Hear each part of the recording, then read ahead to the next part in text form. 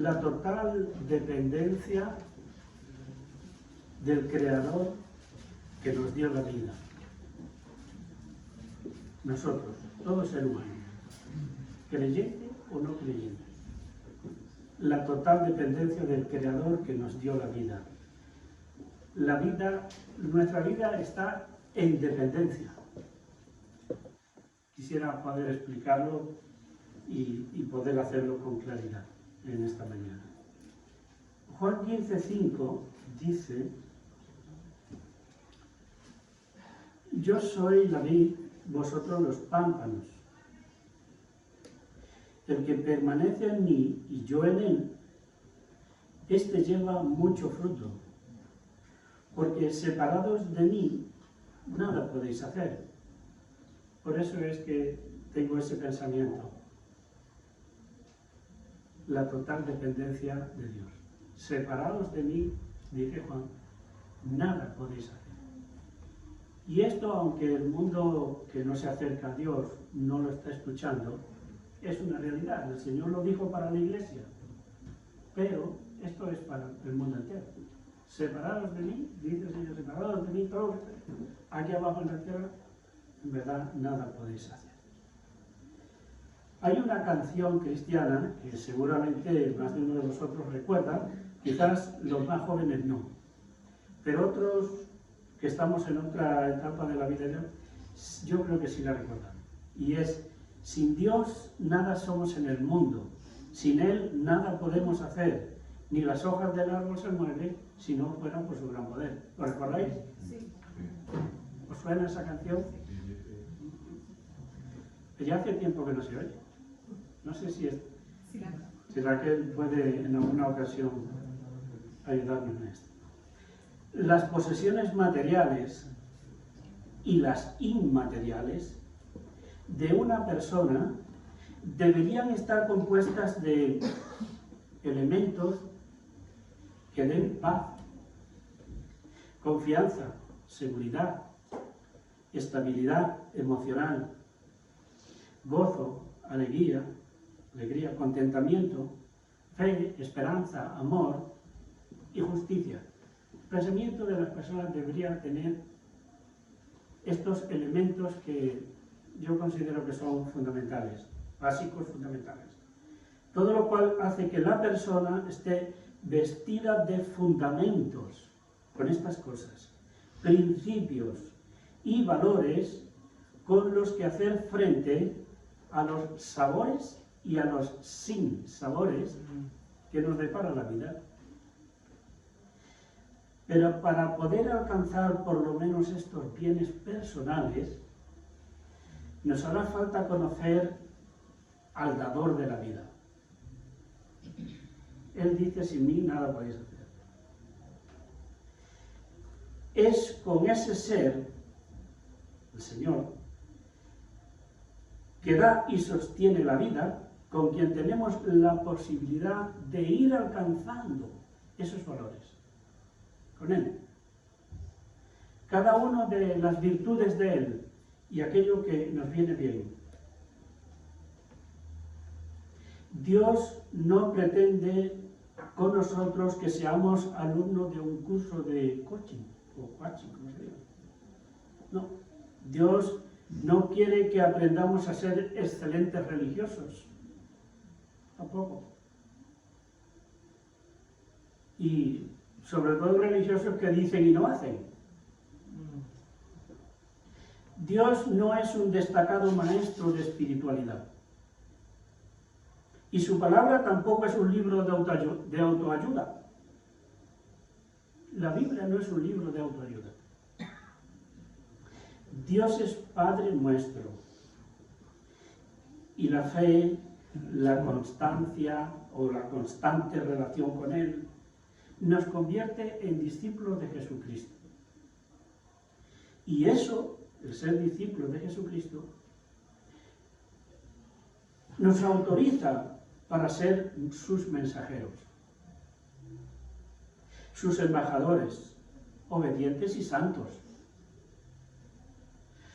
Y así poder ser de su agrado y útiles en su plan de redimir al pecador, a los pecadores de la tierra. Ahora, vivimos realmente de Dios. A veces se dice, yo vivo de los padres, yo vivo de mis padres. Bueno, en el plano espiritual vivimos, y hasta no solamente espiritual, físico, vivimos realmente de Dios.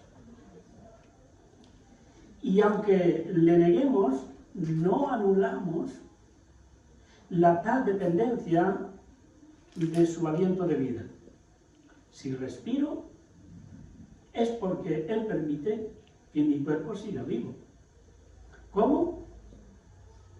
Porque Él creó todo lo necesario para que yo pudiera encontrar lo que puedo comer sin morir en el intento. De todas, yo vivo de Dios. Y lo voy a expresar a ver si puedo lograr ser entendido. De todas, yo vivo de Dios. Los alimentos, las medicinas, el agua, el aire, el sol, la luna, las estaciones del año, los animales y las plantas con las cuales me alimento, y el habla, y el pensamiento, en todo tiempo y en todo sentido. Soy un ser muy dependiente del Creador, con todas estas cosas y más. Yo no agoto aquí el tema. Pero con todas estas, yo digo, sin agua, sin aire, sin sol, sin las estaciones, no puedo vivir, no podemos vivir. Ciertamente tengo libertad. El ser humano tiene libertad. Pero es una libertad condicional. Esto es una palabra que oímos en muchas ocasiones, a veces hasta más de la cuenta. Libertad condicional. De aquel que ha hecho algo y todavía no está del todo muy probado, o se le consienten ciertas cosas y dice el juez libertad provisional o libertad condicional. Yo tengo libertad, pero yo tengo que reconocer delante de Dios que como ser humano yo tengo una libertad condicional. Y no puedo hacer tanto como quiera, aunque yo pretenda o incluso me llegue a creer que decido y consigo todo lo que deseo. El apóstol Pablo comprendió que todo viene de él. Y por ese aporte y cobertura, él pudo expresar para nosotros y para aquellos a los cuales, cuando él escribió la carta, pudo expresar: para mí el vivir es Cristo y el morir es ganancia. Él comprendió y pudo expresar esto. Ahora, el ser humano contemporáneo, los que estamos, dentro y fuera, el ser humano contemporáneo dice: para mí el vivir es alcanzar calidad de vida. Y la ganancia es alargar mis días de mi muerte. Yo puedo vivir 100, 110, 115, 100... ahí va, bueno. Entonces, si tradujéramos este texto de Pablo, para mí el vivir es Cristo y la muerte es ganancia, a cómo entiende mucho la sociedad hoy, nuestra sociedad, ellos parece que le dan la vuelta y dicen esto que he dicho: para mí el vivir es alcanzar calidad de vida. Y todo el mundo está intentando casi nada más que eso. Trabaja para eso, hace todo lo que sabe, alcanzar. ¿Y ganancia? ¿Cuál es la ganancia que la gente espera en la sociedad nuestra hoy en día obtener? Pues que la muerte se alargue. Y por seguros y por cosas y por viajes y por cosas y por muchas cosas nos dicen, especialmente mucha publicidad nos dice cada vez más vida, más larga vida. A los creyentes de Roma les dijo, y a nosotros también: si vivimos, para Él vivimos, y si morimos, para Él morimos. Pablo, aquí tenemos otra vez. Bien. Y otra vez, en la mentalidad de nuestra sociedad, lo que impera es: si vivo, para mí vivo, y si muero, para nadie muero. Eso sería como darle la vuelta al versículo o tratar de actualizarlo como entiende hoy la sociedad las cosas. Si vivo, para mí vivo. Y si muero, para nadie muero. En medio de la sociedad que nos ha tocado vivir, los creyentes debemos descansar en las promesas que Dios nos ha dado. Por ejemplo, en esa que dice, el justo por la fe vivirá. Pase lo que pase, el justo por la fe vivirá. Vengan los acontecimientos, las calamidades y el ataque por ser cristiano, por predicar a Cristo, todo lo que venga, dice Habacuc, el justo por la fe vivirá. En esta promesa tengo yo que estar agarrado. De parte del profeta Job hemos recibido la declaración firme y verdadera de que Dios dio y Dios quitó. Y sigue, alabado sea el Señor. Cuesta trabajo ver la vida de esta manera, con las posesiones o las cosas que tenemos. Dios dio, Dios quitó, alabado sea el Señor. Dios dio y Dios quitó y nos quedamos ahí, pero el profeta dice algo más. Y eso es el sello de estar convencido de que pase lo que pase, está contento, está tranquilo, está confiado. Dios dio, Dios quitó, alabado sea el Señor. ¿Sí? Ahora, los hijos de Dios descansamos en el sustento y dependencia de Él. En Habacuc tenemos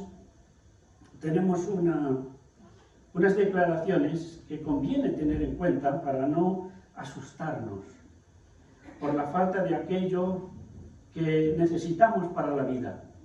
Y en Habacuc, capítulo 3 de Habacuc, podemos ir un momentito y ver qué dice aquí el profeta. Capítulo 3 de Habacuc.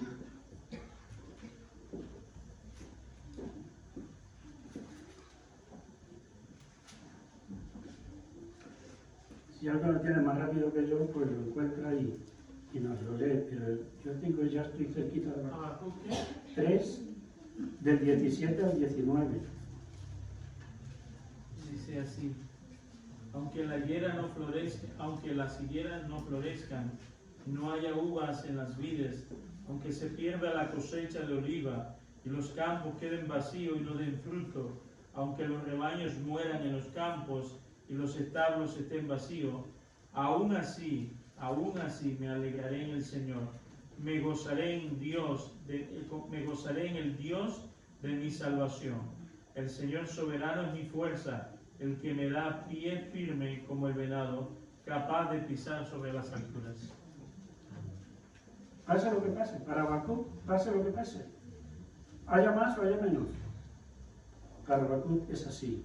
Jesús le dijo a sus discípulos que nuestro Padre, el Señor, nuestro Padre, Dios, sabe de qué cosas tenemos necesidad. Antes incluso de que se las pidamos. Pero el Señor le dice a los discípulos, pero nos pide que primeramente busquemos el reino de Dios. ¿Sabe? Sí. Pone en nuestro corazón que primeramente pensemos y dirijamos a Él y pongamos en primer lugar el reino de Dios. No en primer lugar las necesidades físicas, materiales. No. Dice en primer lugar poner el reino. Lucas 12, 21. Es eso lo que yo como creyente hago, en verdad. La sociedad europea y la occidental en general ha puesto a Dios a un lado. Cree que ha olvidado a Dios. También creen la gente que pueden vivir como si Dios no existiera. Pero de mil maneras resulta que esa pretensión no la logramos los seres humanos. No la logramos. La voluntad de Dios para todo ser humano es que vivamos la vida reconociendo que Dios existe y que lo que más nos conviene es ponernos bajo su dirección, bajo su consuelo, ¿no? Bajo su consejo, bajo su sabiduría. Porque esa es la manera de vivir una vida con propósito y en la voluntad de Dios. Así, de esa manera, dice la Escritura, nos irá bien en la tierra. El Señor asegura eso. No, si haces, te irá bien en la tierra. Yo necesito recibir consejo de alguien que me dice lo que me ayuda a que me vaya bien. Y Dios lo hace. Muchos jóvenes y de mediana edad en España hoy viven en el día a día de tal manera que es como si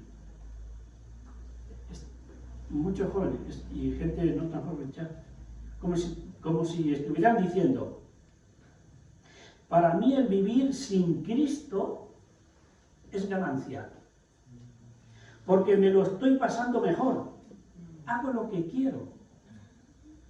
Estoy dándole otra vez la vuelta a un texto, viéndolo de otra manera, como posiblemente lo esté viendo la sociedad. Para mí el vivir sin Cristo es mejor, porque sin Cristo no hay ética a la cual someterse, no hay moral a la cual someterse. Entonces hago lo que quiero.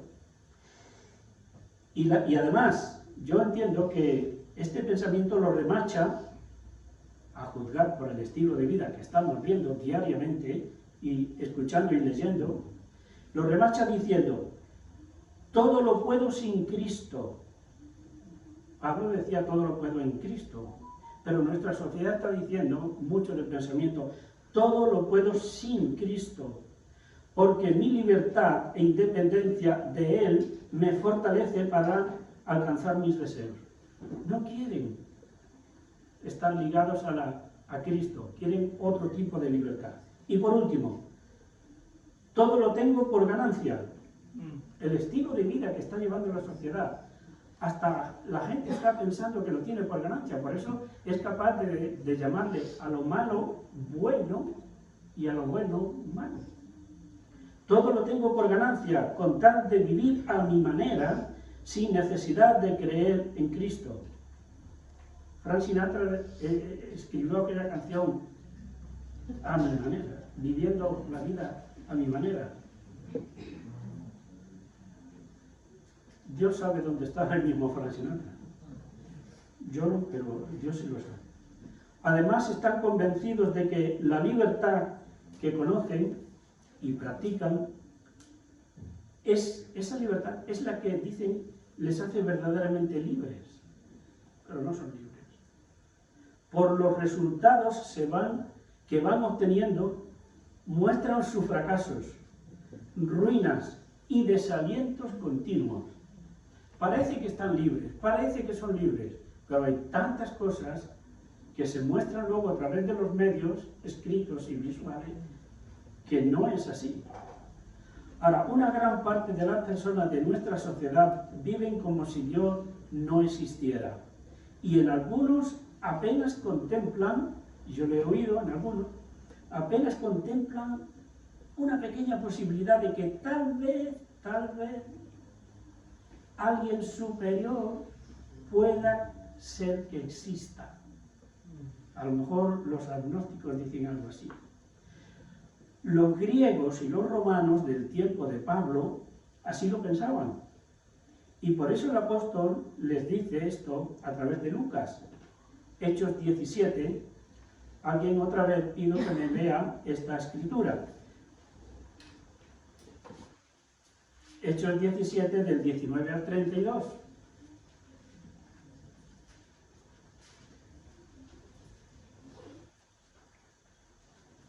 Hombres y mujeres. Lo tomaron y lo llevaron a la Herodes, diciendo: ¿podemos saber qué es esta nueva enseñanza que proclamas? Porque te oímos decir cosas extrañas. Por tanto, queremos saber qué significa. Pues todos los atenienses y los extranjeros que visitan allí no pasaban el tiempo en otra cosa, sino en decir o en oír algo nuevo. Entonces Pablo, poniéndose en pie en medio del Areópago, dijo: varones atenienses, percibo que sois muy religiosos en todo sentido, porque mientras pasaba y observaba los objetos de vuestra adoración, hallé también un altar con esta inscripción: al Dios desconocido, pues lo que vosotros adoráis sin conocer, eso os anuncio yo. Ya. No está lejos nuestra sociedad de estos pensamientos y deseos para vivir su vida.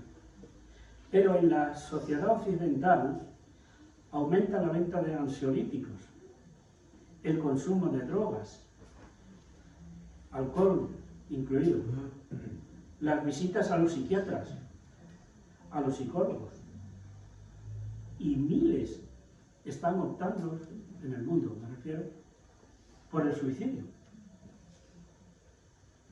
Esta mañana he tenido mi tiempo de lecturas bíblicas, pero también he leído un artículo impresionante sobre el estado de los compositores y cantautores, muchos de ellos, de la música rock. Es impresionante cómo están envueltos en todo tipo de drogas y cómo les lleva a tanta locura a estas personas y a muchos de ellos al suicidio. He guardado el artículo porque me resulta impresionante. En los psiquiátricos hay listas de espera hoy en día, hermanos.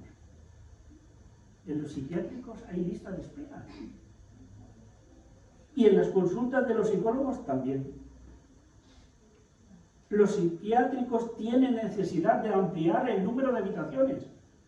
Y las cárceles también. Claro, estamos en una sociedad que dice: yo soy libre, hago lo que quiero y me va bien. Bueno, pues algunas cosas no lo parecen. Y eso no nos lo inventamos los predicadores ni los que creemos y tenemos a Cristo. Eso está en la prensa, eso está en los telediarios, eso está en la información de muchas maneras. Tremendo, ¿no? Dios no es una idea. Pero la sociedad actual, mucha de la sociedad actual, sí tiene ese concepto de que Dios es una idea. No, Dios no es una idea.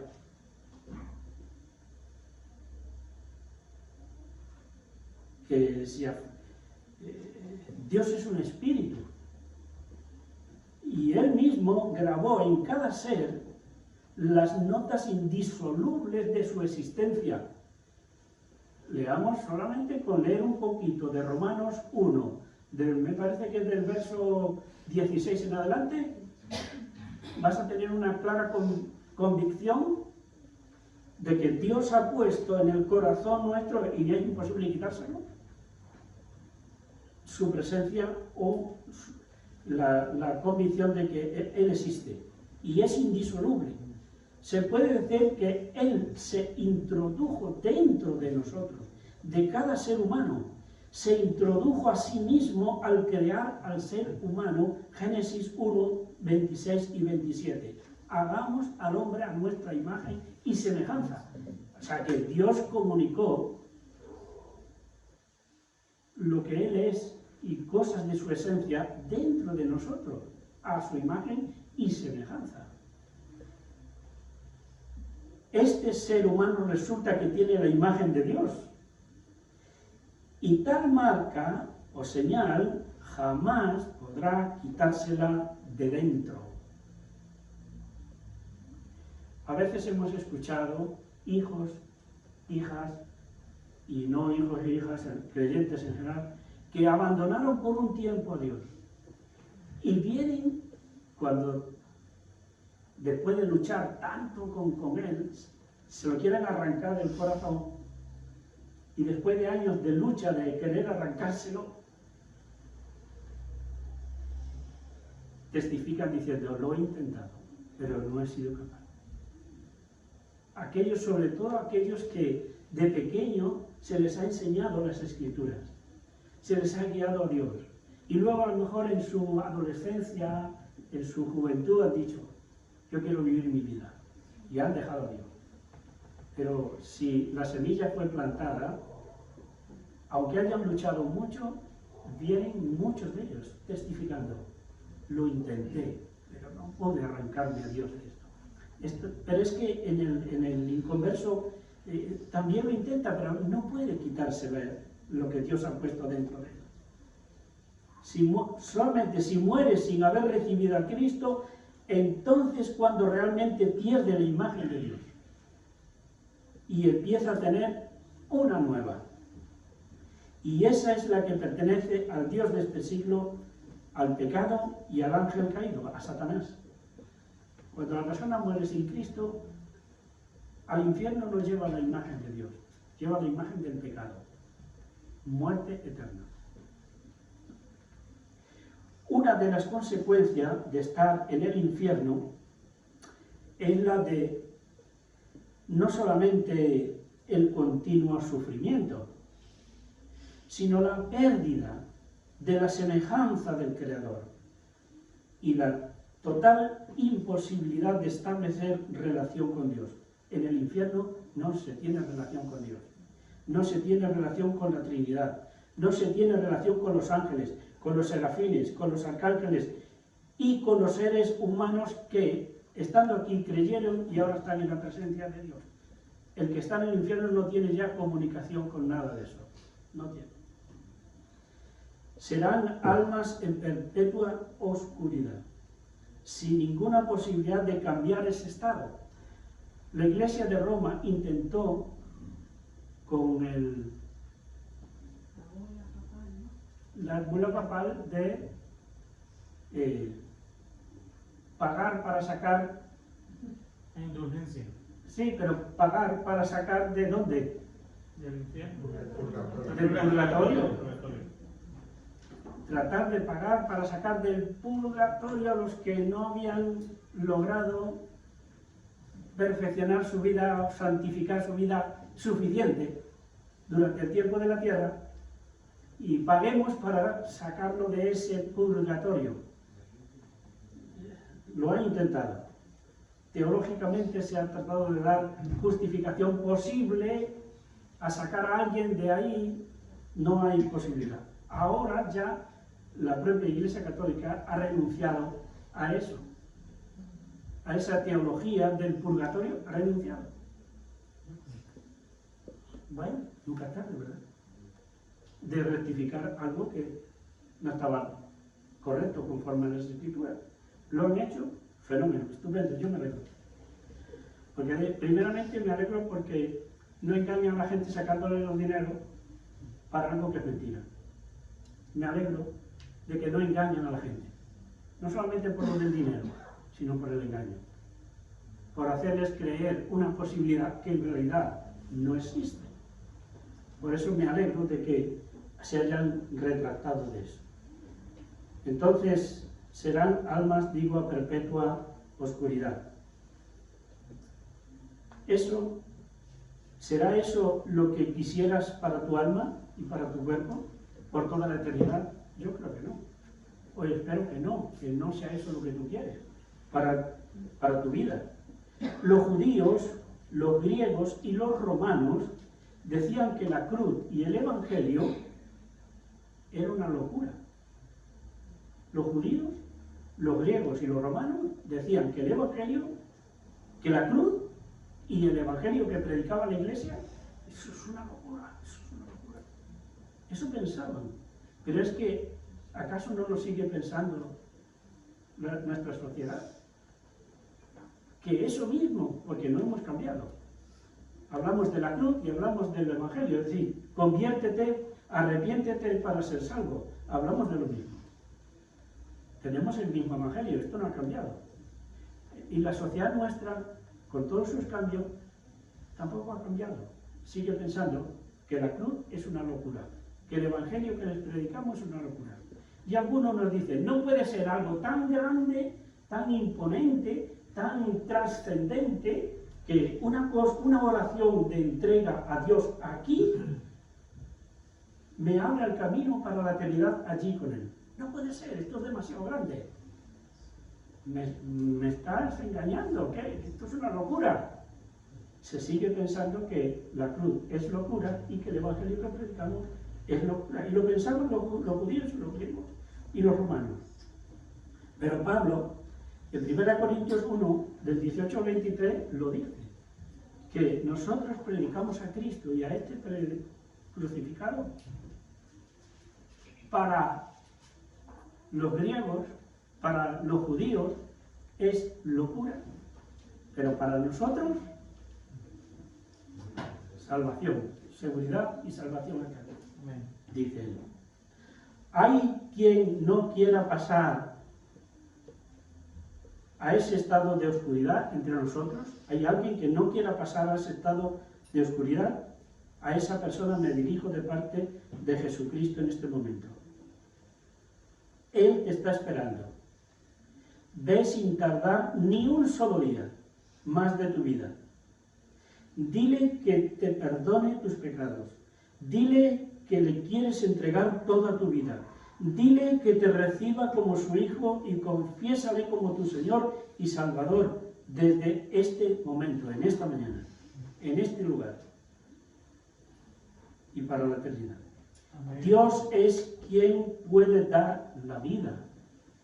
Amén. Dios es quien puede dar la salvación, el perdón de los pecados. Él es el que puede dar la vida eterna. Únete a otros hermanos y hermanas de la fe en Cristo. Únete a una congregación. Empieza a leer la Biblia cada día. Comienza a orar a Él cada día.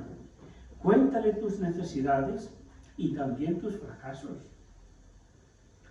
Habla con otras personas y dile que ha habido un cambio en tu vida. Que ha empezado una nueva etapa en tu vida. Que ha empezado una nueva vida en tu vida. Díselo, no te lo calles. Si entregas y sientes la transformación que viene con el arrepentimiento, no calles. Habla. Como le dijo el Espíritu. No calles, habla.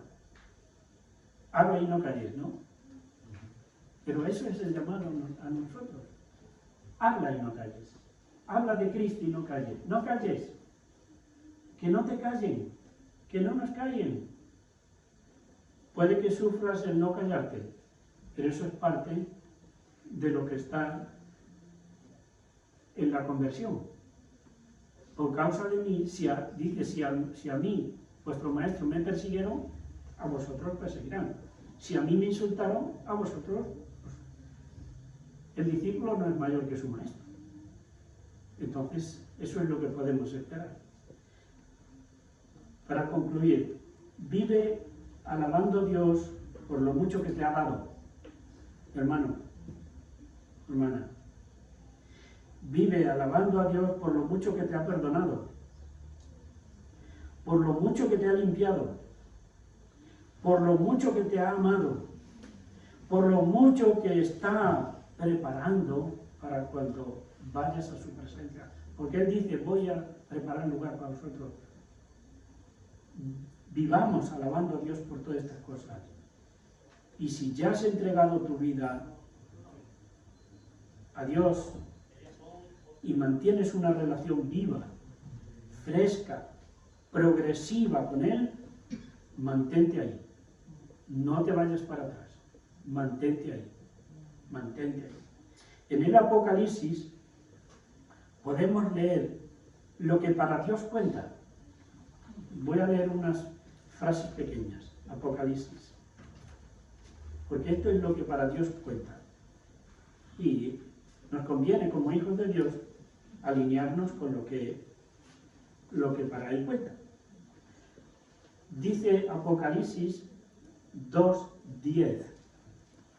Dice así: no temas en nada lo que vas a padecer. He aquí el diablo echará a algunos de vosotros en la cárcel, para que seáis probados, y tendréis tribulación por 10 días. Sé fiel hasta la muerte. Amén. Y yo te daré la corona de la vida. Versículo 17. El que tiene oído, oiga lo que el Espíritu dice a las iglesias. Al que venciere, daré a comer del maná escondido. Y le daré una piedrecita blanca, y en la piedrecita escrito un nombre nuevo, el cual ninguno conoce, sino aquel que lo recibe. Siempre me gustó esta cosita de la piedrecita. Desde que me convertí, lo oí, lo leí, eso de la piedrecita siempre me gusta. Y el versículo 26. Al que venciere y guardare mis obras hasta el fin, yo le daré autoridad sobre las naciones. Y en el 3, versículo 5, el que venciere será vestido de vestiduras blancas, y no borraré su nombre del libro de la vida, y confesaré su nombre delante de mi Padre, y delante de sus ángeles. Amén. Y el versículo 12. Al que venciere, yo le haré columna en el templo de mi Dios, y nunca más saldrá de allí.